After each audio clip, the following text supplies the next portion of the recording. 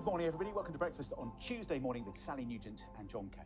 Now, more than 250,000 appointments and operations across England could be impacted this week because of the junior doctors' strike. Yeah, NHS England says appointments will only be cancelled when necessary and you will be rebooked immediately where possible. If you have not been contacted, you should attend your appointment as planned, and GP practices will remain open unless you have been told otherwise. So the advice is, if you're feeling unwell, NHS 111 online should be your first port of call for health advice, and you should only dial 999 if it's a life-threatening emergency. Patients who need urgent medical care should continue to come forward as normal, we're told.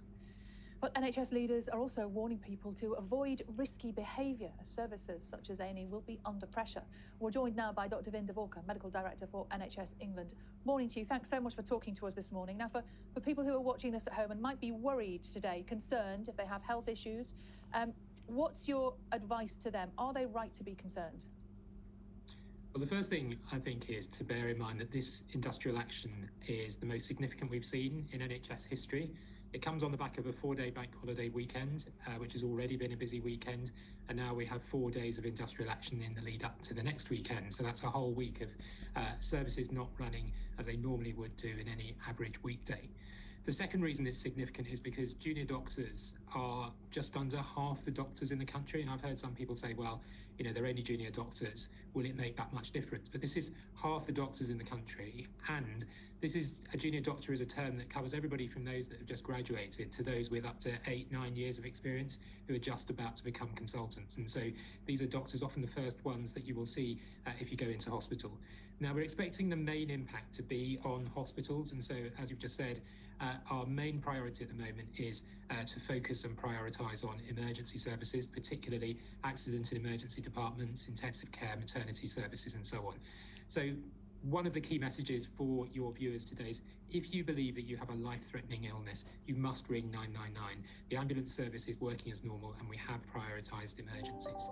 However, secondly, if you're unwell, but it's not a life-threatening emergency, you've got a range of options. Number one is you can, of course, use your local pharmacy. So go to the Find a Pharmacy website and look up your local pharmacy. Number two, go to 111 online. You can get good advice on there on the service that's best able to meet your needs. Or thirdly, general practice will be largely working as normal during the course of this week.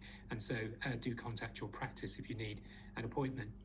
Now, the other thing is, of course, if you need planned care, and this is where we expect the impact to be greatest on those people expecting planned care this week. Now, we did ask all NHS hospitals to only reschedule appointments and admissions if they absolutely had to do so during the course of this week. So if you've not received a text or an email or a telephone call or a letter telling you that your appointment's been rescheduled, please attend and turn up for your appointment. It is still going ahead. So, as I say, the key message for viewers today is if you believe you have a life-threatening emergency, please ring 999. The ambulance service is working as normal. Otherwise, use 111 online, your local pharmacy or your GP, and attend appointments unless you've heard that they've been rescheduled. I'm interested to know what NHS leaders mean by avoiding risky behaviour. We've heard, haven't we, that people are being asked to avoid risky behaviour today. What exactly does that mean? So firstly, we've spent a great deal of time preparing for this industrial action, and that's why we've prioritised emergency services so heavily, particularly emergency departments, ITUs, maternity services and children's services, and so on.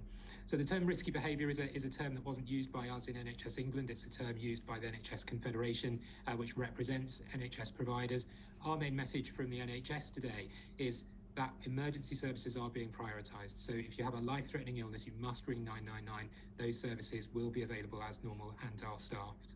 So you're confident that people should just go about their daily lives as they normally would today?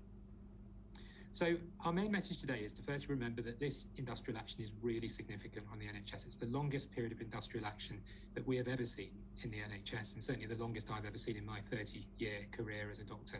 So be sensible today in the way that you use the NHS. If you've got an emergency, ring 999, but otherwise think about the pressure on hospitals with half the doctors in the hospitals on industrial action.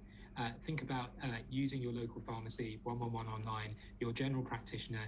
Talk to someone before you go to an emergency department to make sure that those services and the staff working in those services are able to prioritise emergencies appropriately. And that is our key message today. Dr. Vin Diwakar, thank you very much indeed for talking to us this morning. Thank you.